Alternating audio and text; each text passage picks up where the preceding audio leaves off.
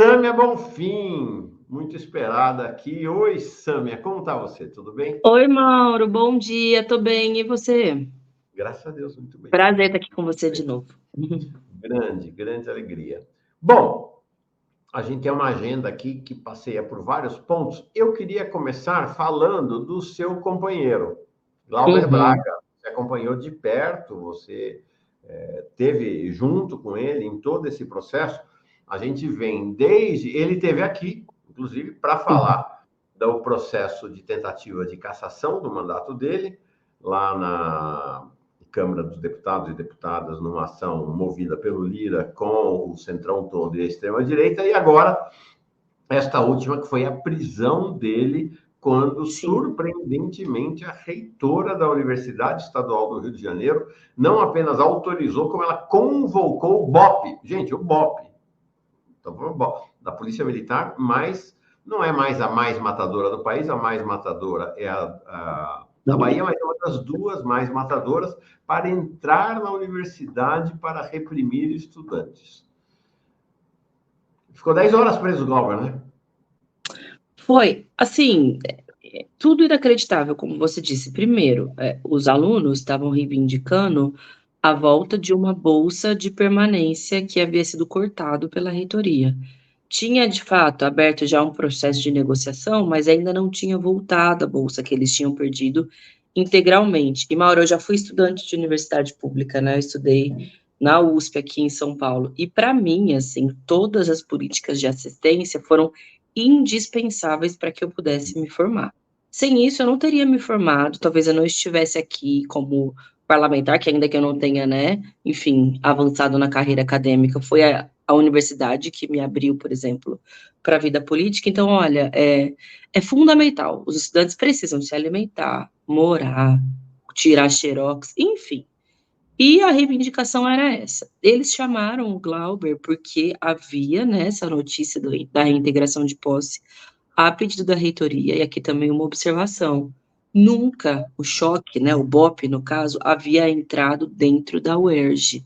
Foi histórico, que foi convocado pela própria reitoria, que é uma reitoria progressista, Mauro, assim, em tese. A reitora é do PT, o vice-reitor é do PSOL, e aí, para surpresa, inclusive, da militância, tiveram essa iniciativa.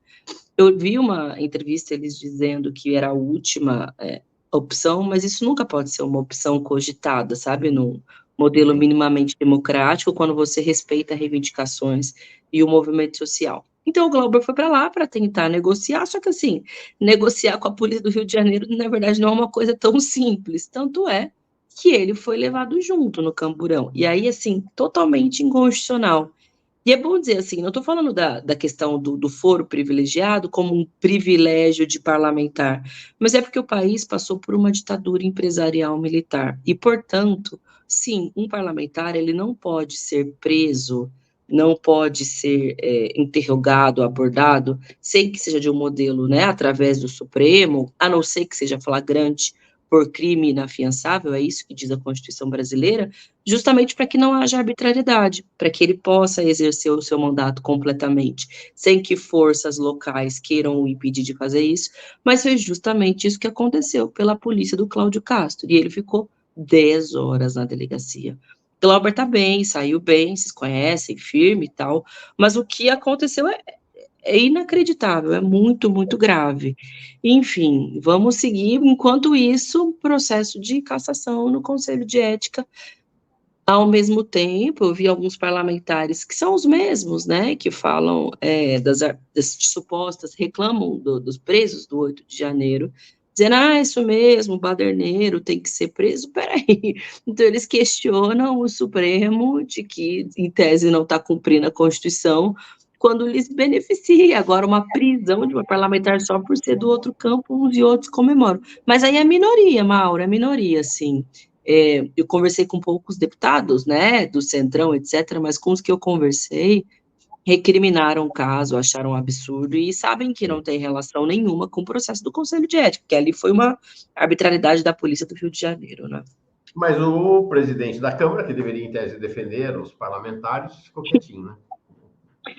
Ele deve ter comemorado também no íntimo dele, Arthur Lira, que é o principal responsável pelo processo de cassação do Glauber, ele deve ter morrido de dar risada. Agora, quando o Daniel Silveira quis se esconder no plenário, ele aceitou, né? Quando a Polícia Federal, depois de um julgamento, de uma condenação do Supremo, usou a Câmara como esconderijo, ele defendeu o Daniel, autorizou que isso acontecesse. Só escancara quem é quem na política brasileira. Felizmente, os dias do Lira como presidente estão se acabando. E aproveito a oportunidade para dizer que espero de verdade que essa, por enquanto, boataria de que ele pode vir a se tornar um ministro, não seja verdade. Porque é dar ainda mais poder e prolongar, né, a vida política em altíssima qualidade para um sujeito que deve ser varrido, né, para baixo, enfim, para onde ele merece. Inacreditável essa história, realmente inacreditável essa história. Sâmia, deixa eu te colocar uma questão. O que parece que essa ação do Lira contra o Glauber, isso que aconteceu no Rio de Janeiro, e outras ações que têm acontecido por aí, me parece que vão aos poucos estabelecendo uma condição, uma situação da democracia ou da pseudo-democracia brasileira, na qual só se aceita a esquerda bem comportada. E a esquerda bem comportada é a esquerda que eles definem como bem comportada. A esquerda mal comportada, a esquerda que afronta o sistema, me parece que está sendo lançada para fora do jogo. Né? Então, parece que essa ação contra o Glauber, ela não é uma ação propriamente contra o Glauber. Ele é um recado para a esquerda que é o seguinte: comportem-se ou vocês vão ser votados para fora do jogo democrático ou, pelo menos, do jogo institucional. Eu vejo assim também, Mauro, só que alguns podem até concordar com essa tese, não duvido. A gente, na esquerda, que acha que há um exagero ou um excesso de combatividade, eu sei que isso, né, aparece também esse discurso, mas o que não entendem é que é a abertura de um precedente que hoje o Glauber pode ser lido, né, como exagerado por alguns, mas no dia de amanhã, qualquer outro pode ser visto como tal. Então, é um precedente contra mandatos que foram eleitos, né, com a vontade popular, e que foram eleitos para terem esse perfil de atuação, uma atuação combativa e com firmeza ideológica, inclusive com condição de divergir do próprio governo em alguns momentos, principalmente no que diz respeito à agenda de austeridade, né? O Glauber é esse perfil de mandato. E aí, para alguns falar, né? Vamos deixar esse mala aí queimar na fogueira, coisas assim que a gente ouve, né? De longe no corredor. Mas isso no dia de amanhã pode se voltar contra todo mundo, porque o presidente da Câmara não gosta do Glauber, mas os próximos presidentes da Câmara, de presidentes de comissão, que se formam maiorias, ou pelo menos um grupo significativo, que seja ocasional e que se volte contra outra pessoa. Então, assim, gravíssimo, perigosíssimo. E eu concordo contigo.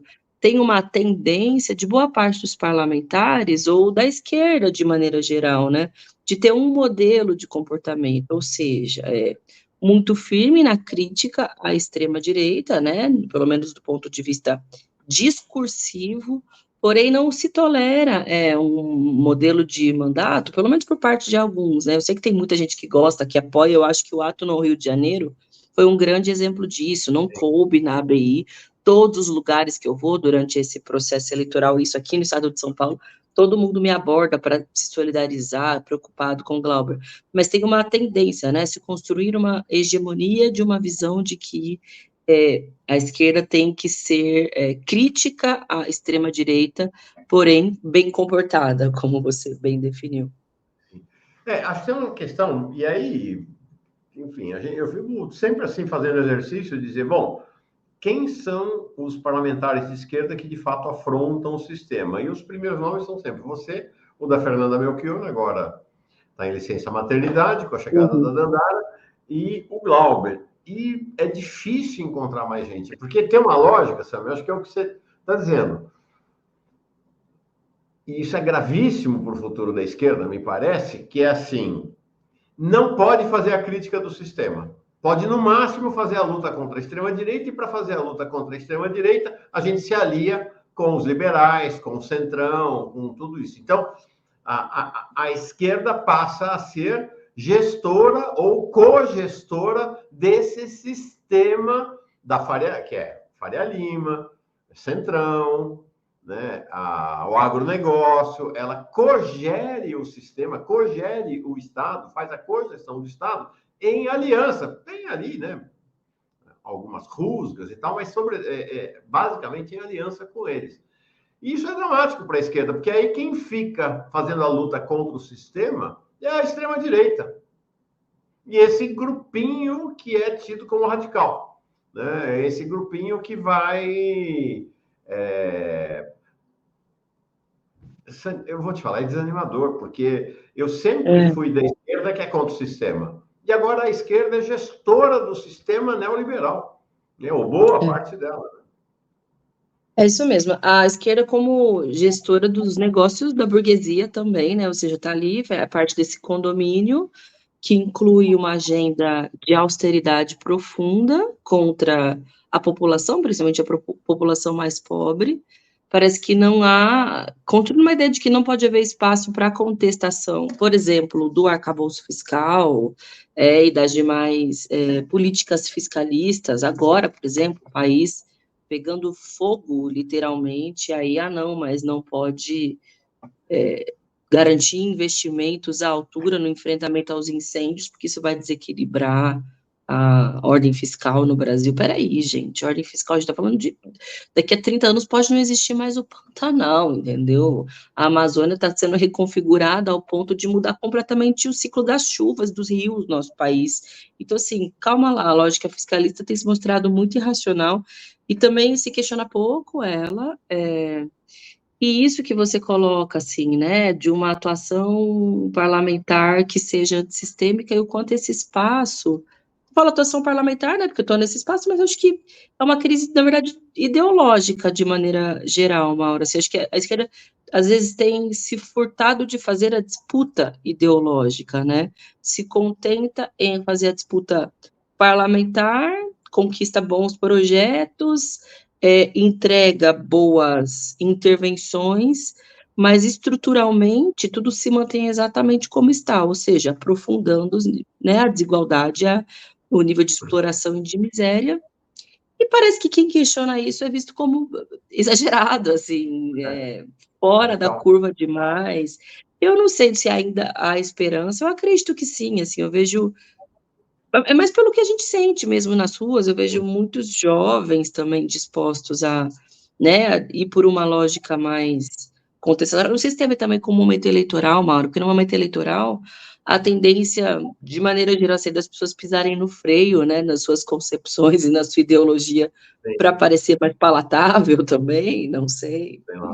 Agora, Desabafo aqui, né, Mauro? É interessante o que você traz, porque o que a gente vê? De fato, o governo do presidente Lula tem feito uma redução bem menor do que se imaginava, mas uma redução da miserabilidade do país. Então, está aí o Bolsa Família que voltou, outros programas sociais que estão aí. Então, a redução da miserabilidade está acontecendo.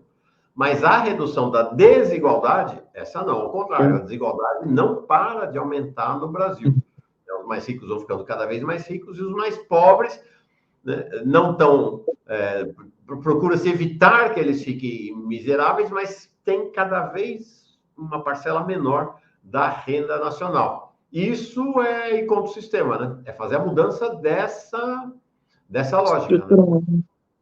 Essa mudança estrutural. E para isso precisaria repensar coisas que estruturam, né? Assim, o governo, mas estruturam o país.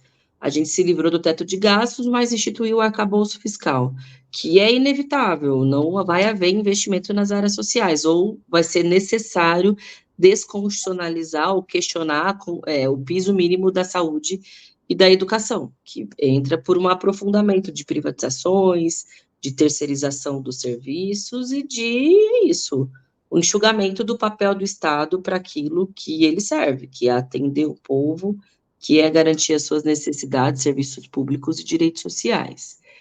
E também, por outro lado, não se fala quase do modelo da dívida, né, que ganha dinheiro, aliás, que os recursos públicos são completamente drenados, né, para os juros e amortização, e fazer esse questionamento tem se tornado cada vez mais raro. O básico da cartilha da esquerda, né, ainda que não sejamos cartilhescos, mas o básico do programa da esquerda tem se tornado raro, é isso que eu quero dizer, assim. E a gente, claro, eu, por exemplo, sou uma militante feminista, evidentemente, debato muito as questões de gênero e me orgulho disso, mas isso não pode ser desconectado da forma como a estrutura da sociedade se organiza, né? Através da luta de classes, de uma lógica de exploração, e que a opressão às mulheres é parte dessa lógica de dominação, mas as coisas não estão dissociadas, e o abandono, né, de que somos trabalhadoras e trabalhadores, e que vivemos nessa lógica de exploração, ela não pode ser naturalizado, o abandono dessa leitura que, para mim, é básica de tudo, né? Enfim. Sim, sim, verdade. Sâmia, essa coisa do meio ambiente é dramática, porque o governo entregou irrisórios. Gente, parece para nós, pessoas físicas, Sâmia, eu, você que está aqui no chat, muito dinheiro. Mas do ponto de vista do Estado brasileiro, 514 milhões para combater os incêndios, e a rigor precisaria de mais do que isso, né? Mudar o modelo do agronegócio, mudar o modelo do agroexportador, é nada. Só para o Rio Grande do Sul, a enchente foi mais de 20 bilhões. Durante a pandemia, foi mais de 200 milhões. Então, 514 milhões é nada. Aí ontem, olha e vou ver.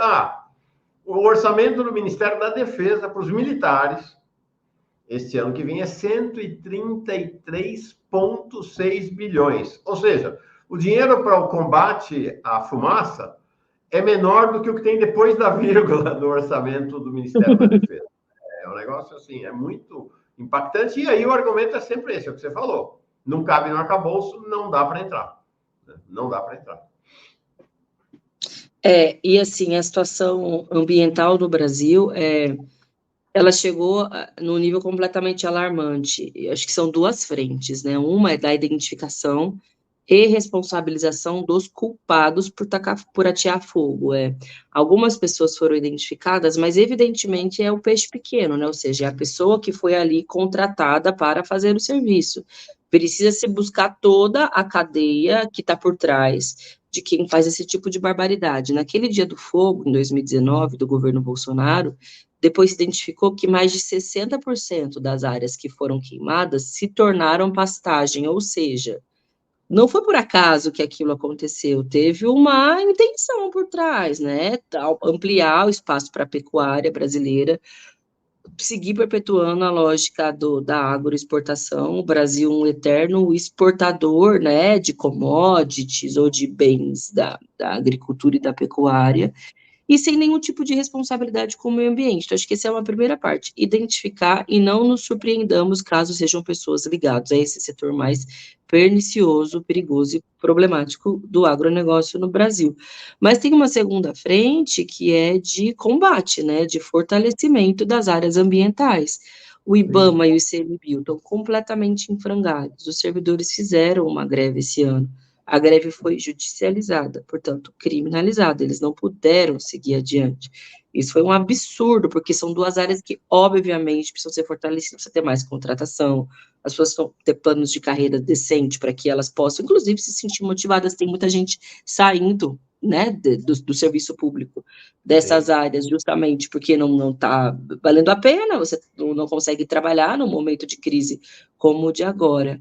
E eu acho que e estou completamente na contramão da atual legislação ambiental, assim, faz pouco tempo a gente estava discutindo um chamado pacote de destruição na Câmara, né, que é ampliação de agrotóxicos, revisão da legislação ambiental, e teve uma reunião recentemente, né, Lira, Pacheco, membros do Supremo, e que ficou tudo como está, assim, e o próprio governo Lula não se aceitou pautar nada, não aceitou, assim, ampliar a punição para quem taca fogo, não se aceitou proibir a venda de terras que foram queimadas, não se aceitou absolutamente nada, assim, porque você não pode mexer com os poderosos do agronegócio, se constituiu esse suposto consenso. E aí vão dizer, é porque mantém o PIB do Brasil nas alturas, mas é óbvio, com tanto de isenção fiscal que eles têm em toda a cadeia produtiva, eles não pagam um centavo por absolutamente nada, não fazem menos do que a obrigação, na verdade, deveria ser muito mais, porque o retorno, né, para a cadeia produtiva brasileira é muito pequeno, porque não tem geração de emprego direto, não tem movimentação da economia, vai tudo para o exterior, tanto que eles ganham, vai para o exterior, porque as contas estão tudo do lado de fora, eles não têm dinheiro aqui no Brasil, tem dinheiro fora, é óbvio, mas principalmente que é para produzir para o mercado externo e não para o brasileiro, então, assim, é preciso enfrentar, mais do que nunca, o agronegócio e repensar todo o modelo de produção no Brasil, que seja, esse termo meio, parece às vezes meio ruim, social, é ambientalmente responsável, mas minimamente é isso mesmo. Agora, essa situação de uma aliança estrutural do governo Lula com o agronegócio, que de fato existe, né? A prioridade total é Sim, para o agronegócio. O Plano Safra foi um negócio foi o chocante, maior da história, né? o maior da história, né? E o dinheiro é por 75% entregue para o agronegócio. Nesse momento em que o governo Lula tenta se colocar, o presidente, durante a campanha, falou: vai ser o primeiro governo climático da história. Trouxe de volta a Marina Silva. Eu quero te dizer, me dá até pena ver a Marina Silva ali no governo atualmente, né? Ela é completamente fragilizada, né? Me parece que isso começa a afetar a imagem do presidente Lula internacionalmente, né? Quem vai para Nova York não é mais o presidente Lula que iria, ainda mais depois do fumacê, né, do incêndio das florestas, como alguém com autoridade para ser o líder ambiental do planeta. Acho que isso está questionado hoje, né?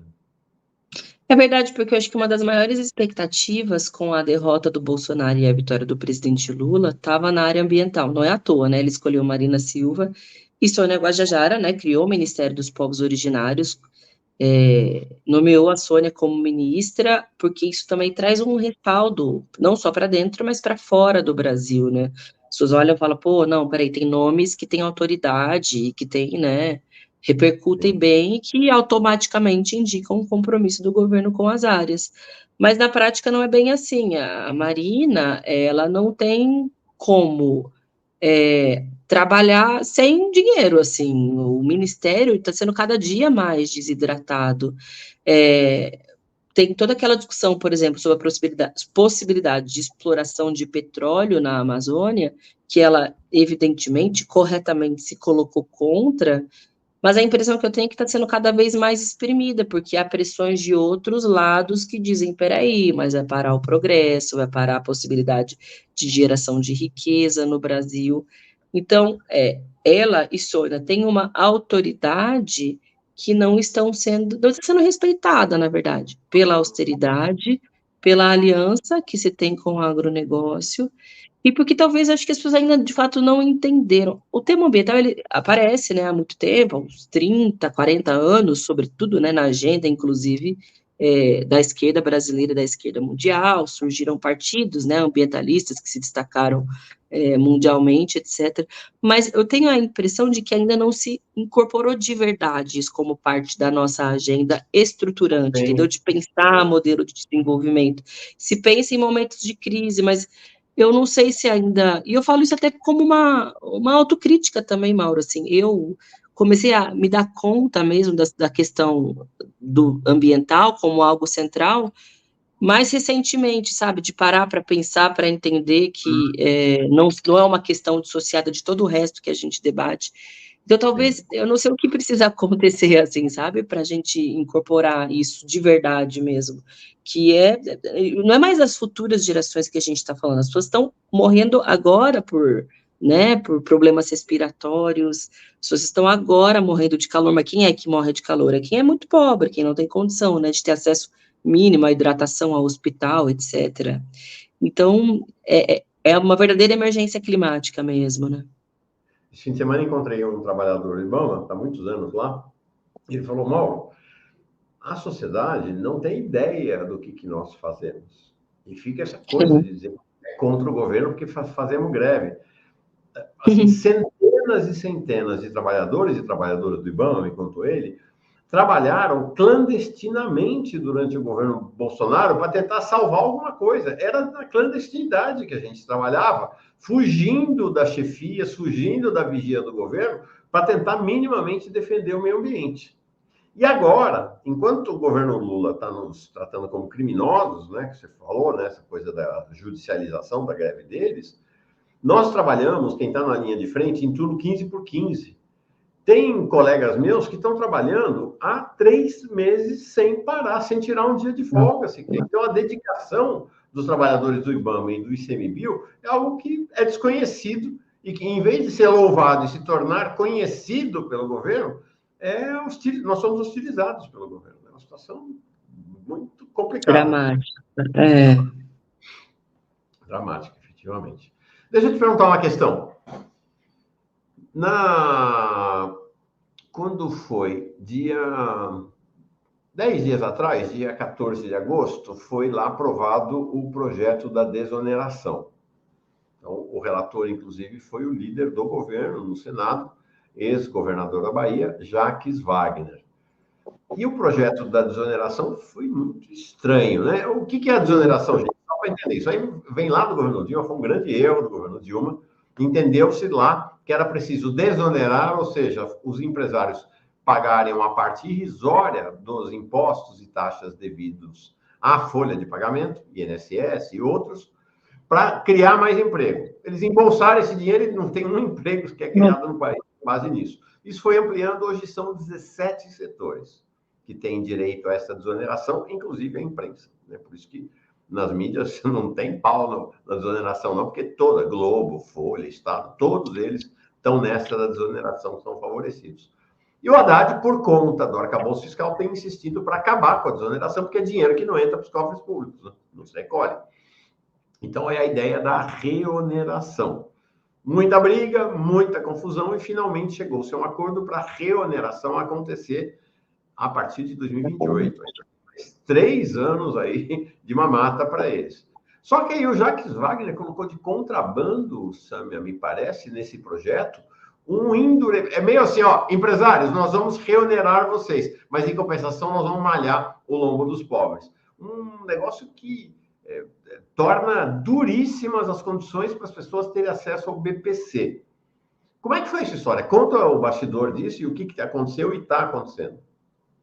Mauro, você explicou perfeitamente bem, assim, eu faço críticas públicas, né, ao Haddad, ou às escolhas dele, mas as críticas que ele vocalizava e ele tentou trabalhar pela reoneração, né, pelo fim da política de desoneração, na verdade é uma medida correta, ou seja, não porque precisa atingir a meta do arcabouço fiscal, mas porque, de fato, os empresários, eles embolsaram esse dinheiro, isso não significou uma geração de emprego. E também porque significou o que eles chamam de rombo da Previdência, né? Porque isso, logo mais, vai criar a justificativa para uma nova reforma da Previdência, porque, entre outras coisas, é a parte do patronal que vai para a Seguridade que se deixa de pagar através de imposto. Então, assim, é uma tragédia anunciada, esse dinheiro precisa voltar para o Estado para que haja investimento, já que já não serviu, obviamente, para gerar emprego. Mas como é que você enfrenta, né? Assim, não tem essa posição de enfrentar o empresariado brasileiro. E na primeira vez que se tentou, que foi com esse projeto, nossa senhora, todo mundo se voltou contra, a grande mídia, como você bem colocou, que também é beneficiada, né, pela desoneração, e Congresso Nacional, um horror. Mas aí a saída que se buscou, em tese, para criar o equilíbrio, porque já que você não pode ter esse dinheiro de volta para o Estado, para onde vai ter para equilibrar a balança do arcabouço fiscal? Do BPC, gente, pelo amor de Deus, assim, o BPC é um dinheiro para quem está numa condição de miséria realmente, assim, já mudaram os critérios do BPC durante a reforma da Previdência, né, para 1/4 de salário mínimo. A gente está falando de gente que tem muita dificuldade básica na vida. Ele vai dizer, não é corte para todo mundo, é corte para quem não consegue provar que tem direito a esse benefício. Só que se você conversar minimamente com quem trabalha na área, quem é do INSS, com assistentes sociais, né, quem faz trabalho mais diretamente com a população que tem esse perfil socioeconômico, a gente consegue entender que há uma série de motivos para as pessoas não conseguirem comprovar que são merecedoras, né, desse benefício, inclusive o acesso à informação, inclusive o deslocamento, inclusive o acesso ao instrumento que vai fazer ela comprovar. São muitos motivos. E pente fino sobre pessoas que são muito miseráveis, obviamente não é a saída para nenhum problema econômico no Brasil. Na verdade, é o contrário, é um problema, porque daí você aumenta a situação de miséria, você diminui o consumo, por óbvio, você aumenta a fragilidade social, aumenta a desigualdade. Então, assim, foi uma votação muito triste, quase consensual. Aí, de novo, só 3, alguns outros deputados votaram contra também, não sei quem são, acabei não vendo. Mas eu votei contra porque, para mim, não tem cabimento, assim, essa saída. Depois de todo o debate que se acumulou sobre o tema da desoneração, você achar que a saída é tirar de quem é beneficiário de BPC, sinceramente, eu não sei onde a gente vai parar desse jeito, né? Não, verdade. Eu contei que nesse tema apenas você, Glauber e Fernanda Melchiona votaram contra mais essa cacetada em cima do BPC, né? Já tinha essa coisa do pente fino. Vamos lembrar, hein? Teve o mesmo pente fino durante o governo Bolsonaro, né? E aí o PT, todo mundo foi contra o pente fino, né? Agora, é o pente fino do bem, vamos chamar assim. Agora, quero explicar. O seu partido votou a favor. Só vocês três votaram a favor.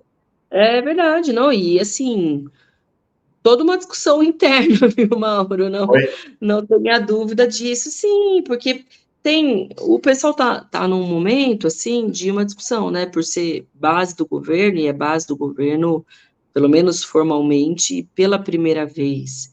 E isso, de fato, é uma decisão congressual, e tá bem, e tem a ver, sobretudo, com o momento, né, ou seja, os perigos da extrema-direita, a importância de dar sustentação para o governo Lula diante dos ataques que ele sofre, e essa tese, não sou contrário, eu acho que é correta. Agora, isso, para mim, não pode significar abrir mão das nossas posições, que são posições históricas e básicas, assim. Defender o BPC, para mim, é básico, a gente não está falando de uma discussão polêmica dentro do nosso partido, mas, infelizmente, foi essa a orientação no dia. Eu sei que os colegas do partido estão se organizando para apresentar algum projeto que tente contrapor um pouco, mas, enfim, o voto foi dado e os balanços precisam ser feitos, assim, até onde, né, a gente vai, enfim, o que é ser base do governo, para que, até onde, né, dá para ir em nome dessa comunidade, assim. União Brasil e Republicanos são base do governo, toda hora estão votando contra o governo, e não vão embora. E tem não muito mais nenhuma do governo, né? Votar contra, por sinal, né? É verdade. Por isso, Sim, pois é. Tudo. Exato. Bom, não é tão óbvio, eu sei, mas enfim. Isso está em discussão no PSOL atualmente? Não, isso sempre foi uma discussão, na verdade, desde a vitória do presidente Lula, isso é um tema, assim, discutido internamente, o que fazer, como fazer, quais são os momentos, né? E, de fato, tem momentos que tem que mesmo pensar, tomar cuidado, etc. Mas quando é a BPC, para mim, não tem cuidado nenhum. O cuidado que tem que ter é de não, enfim, não abrir mão dos princípios, né? Enfim. Sâmia, queria encerrar falando de São Paulo. Como é que você está vendo a eleição em São Paulo? Porque, se quiser falar da eleição nacionalmente, está ótimo, mas não queria falar também na eleição da capital paulista, porque é a eleição nacional. Né? Começou lá atrás, quando o presidente... Com certeza. A eleição não vai ser entre Nunes e Boulos, não. É entre eu e Bolsonaro. Ele nacionalizou a eleição e, de fato, a entrada do Marçal nacionalizou ainda mais a eleição paulistana. Como é que você está vendo o processo eleitoral? Pois é, bom, o Marçal bagunçou o cenário, ninguém previa, né, que ia ter esse fenômeno de intenções de voto e que ia pautar todos os debates, do primeiro ao último, porque mesmo nesse método da violência, estava vendo que o de ontem, né, eu não assisti o do Flow, mas que no final teve aquela porradaria e tal. Então ele pauta, ele tem se mantido, né, nos holofotes, etc. Me parece, pelas últimas pesquisas, que deu uma estagnada e que tudo se desenha para um segundo turno entre Boulos e Nunes, ao que parece, a não ser que tenha uma... É isso, tudo pode acontecer em 13 dias até o final da eleição, mas essa é a tendência. E aí tudo zera, né, Mauro? Assim, o Nunes, nesses últimos dias, tem se bolsonarizado cada vez mais. Acho que para disputar os votos do Marçal, né, para se descolar, mas é porque, de fato, ele depende mesmo do apoio tanto do Tarcísio quanto do Bolsonaro para ter alguma relevância, porque, sinceramente, foi uma gestão muito ruim. Então, é um cenário bom para o Boulos, principalmente com o apoio do presidente Lula, depois no segundo turno. É um 0-0, né? Porque o tempo de TV é o mesmo, tem mais condição. Só que o que eu vejo, o interessante é que o Tarcísio é mais cabo eleitoral do Nunes do que o próprio Bolsonaro, ao menos por hora, né? Porque o Tarcísio, infelizmente, é bem avaliado na capital e o Bolsonaro não. E por outro lado, o Lula tem é bem avaliado, ganhou na capital, tem o PT, sobretudo, tem muita presença nas periferias. As pessoas têm uma boa memória do que foi a gestão da Marta, que, no meu ponto de vista, tem que aparecer cada vez mais na campanha, porque ainda não estava tão, pelo menos na TV e na rua, e agora, né, acho que nessa reta final pode ser mais importante. Então, disse tudo isso para dizer que não tem nada definido, o que para nós é um bom cenário, na verdade, né? Porque eles têm a máquina, eles têm mais tempo de TV, eles têm tudo. E o Boulos despontando na frente significa que estamos bem, né? Na medida do possível. Sim, sim. O Joaquim Silvino diz aqui. União Brasil é base do governo, porém aqui em São Paulo figuras bizarras são candidatas a vereador. Paulo Cogos e Adriles. Eu não sabia que ele era candidato. Meu Deus. Impressionante. Mas Bom, mas também tem o Juscelino, que é ministro do governo Lula, né? também. É uma figura O bizarra Kim também. Kataguiri é do União Brasil, gente. Então Pois isso é. fala tudo. Agora, você acha, então, que tem chance boa do Boulos vencer a eleição? Olha, eu não sou ingênua ou iludida. Eu sei que a gente está disputando contra duas máquinas, né? Da prefeitura e do governo do estado. E quando você está disputando com máquina grande, rica, poderosa, um condomínio de partidos, você tem que saber que é uma disputa difícil. Porém, há elementos que nos dão algum otimismo, né, e força para esse segundo turno.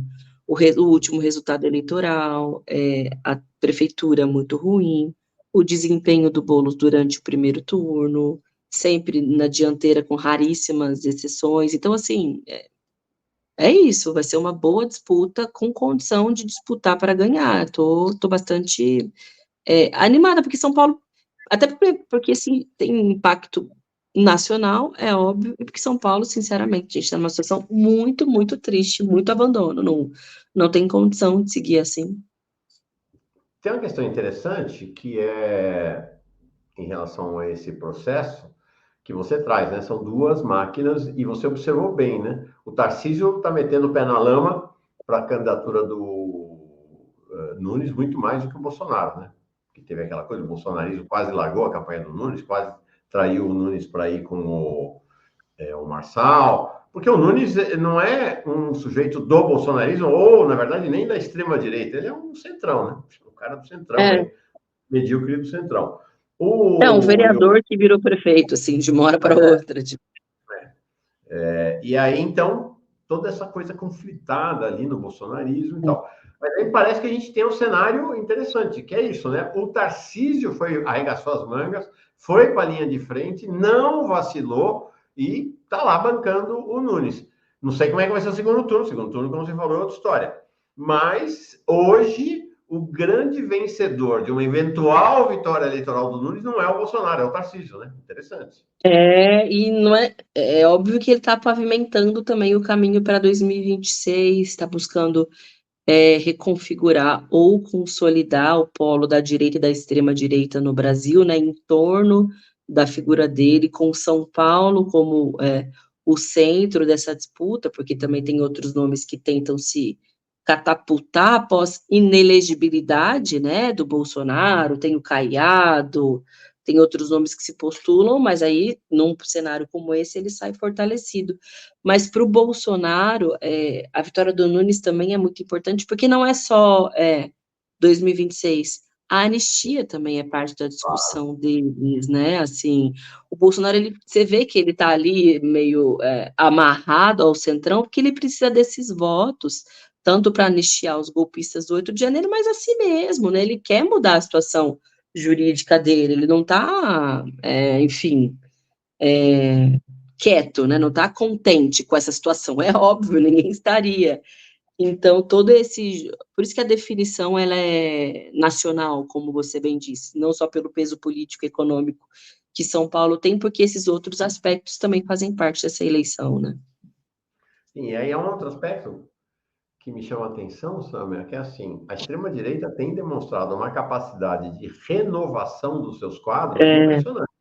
Então, tem É lá o verdade. Bolsonaro, o Tarcísio, tem a própria Michelle, é um quadro, né? Acho que tem que reconhecer. Sim, claro. Esse Nico Ferreira é um fenômeno impressionante, realmente. É um fascista, mas é um fenômeno. Está empurrando lá, é capaz do candidato dele, que é mais até do que o do Bolsonaro, é dele, que é o Bruno Engler, ganhar a eleição em Belo Horizonte. O próprio Marçal, pese essas diferenças, ele está no campo da extrema-direita, né? Ele não é um bolsonarista, é esse campo da extrema-direita. E do lado de cá, do lado da esquerda, uma enorme dificuldade de renovação, né? Hoje, a vitória do Boulos, me parece que ela tem um outro aspecto, além de 2026, além da Prefeitura de São Paulo, é que, de fato, talvez ele seja o único nome de renovação nesse campo da esquerda, porque é Lula e mais ninguém, né? Não É tem, verdade, é verdade. não tem. Então, E eu uma acho que o derrota Boulos do já se Boulos em São Paulo... consolidou. Oi? Não, desculpa, terminei o que te interrompi. Uma derrota do Boulos em São Paulo tem esse aspecto também, né? De atrasar essa renovação na esquerda, né? Eu acho assim, Mauro, para o Boulos, ganhando ou perdendo, ele acabou já se consolidando como esse novo nome da esquerda, com projeção nacional. Agora claro, se perde, vai significar que todo esse condomínio da direita e da extrema-direita imprimiu uma derrota para o candidato do Lula na cidade do Lula, né? Que é São Paulo, que foi a principal vitória que, evidentemente, a gente comemorou e agitou muito nas eleições de 2022, porque era muito central, né? A vitória ou a derrota do Lula aqui na cidade. Mas acho que ele já foi se catapultando, já se consolidou como essa figura respeitada, muito grande, foi deputado federal mais votado, segundo mais votado do país, porque infelizmente o primeiro foi o Nicolas, como você bem disse, um fenômeno da extrema-direita, mas eu acho aí, Mauro, também que é isso, né, vamos na esquerda e também apostando em novos nomes, né, consolidando novas figuras, internamente nas estruturas partidárias dos movimentos sociais e dando mais espaço para a renovação, porque a gente também precisa disso, né, para ter futuro, para ter projeto de país, para ter condição de seguir fazendo a disputa ideológica. Acho que é um pouco por aí, assim, o processo eleitoral tem servido também para isso, mas pós-eleições a gente precisa, enfim, ter esse compromisso também, né? Eu sei que você apoia os candidatos todos aí, candidatas todas do PSOL, mas especialmente a Luana Alves, né? Conta. A Luana, ela já é vereadora em São Paulo, enfim, eu conheço a Luana há mais de 10 anos, ela se filiou no PSOL, estava na cerimônia, digamos assim, de filiação dela, e é isso, é um mandato que eu construo muito, ela foi muito responsável ali no processo de cassação do Camilo Cristófaro, né, que foi o primeiro vereador cassado por racismo, porque ele proferiu uma frase racista nojenta durante a CPI dos aplicativos, e a bravura dela, enfim, impediu que o negócio fosse para debaixo do tapete, ela moveu o processo de cassação e ele foi cassado. Então, para além disso, enfim, tem uma concepção também muito responsável, classista, ela é muito reconhecida pelos ambulantes, pelos trabalhadores da saúde, então, enfim, não abro mão do meu voto, do meu apoio a ela, não. E eu acho que o pessoal tende a crescer, enfim, nessas eleições, né? A nossa bancada, a tendência é essa, porque agora é a única, enfim, só tem 50 ali na TV, né? Então, Sim. acho que tem força. Duas palavras sobre algumas eleições que me parecem estratégicas. Porto Alegre. Pois é, Porto Alegre, eu vi a última pesquisa, é desesperador, né? Pensar que o Melo está em primeiro, depois de tudo que aconteceu com a tragédia climática.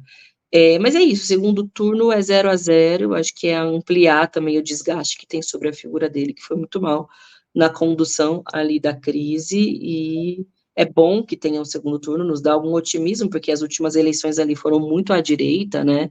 E, enfim, junto com São Paulo vai entrar na rota das únicas possibilidades, né, da Sim. esquerda vencer. Belém.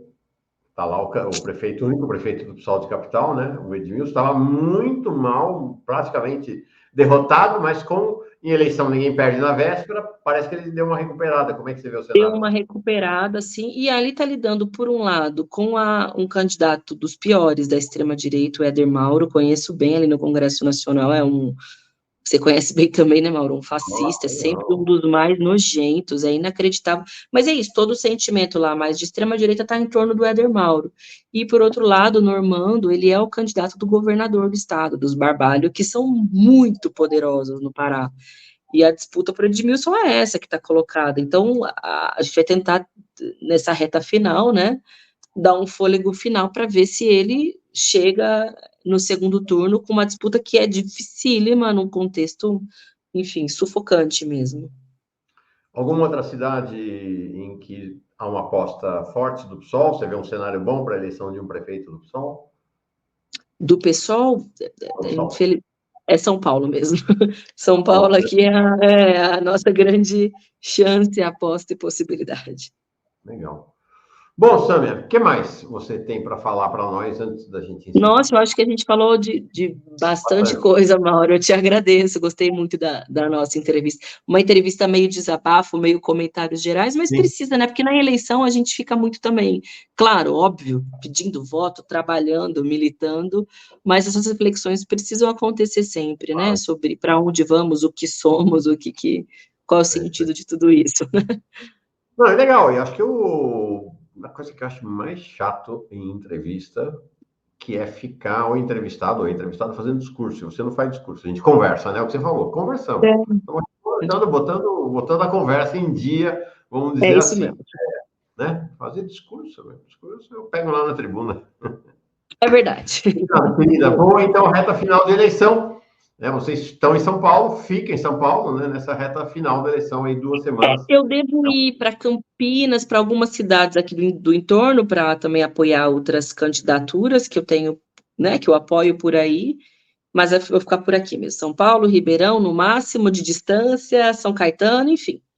Mas aqui no entorno mesmo, porque agora a reta final tem que centrar esforços, né? Obrigado, cara. Obrigado, querido. Um beijão para sua Obrigada. família, toda a força para o Glauber Obrigada, aí na querido. Mando sim, comunicação. pode deixar. Tchau. Um abraço, beijo para você também, Mauro. Tchau, tchau, até a próxima.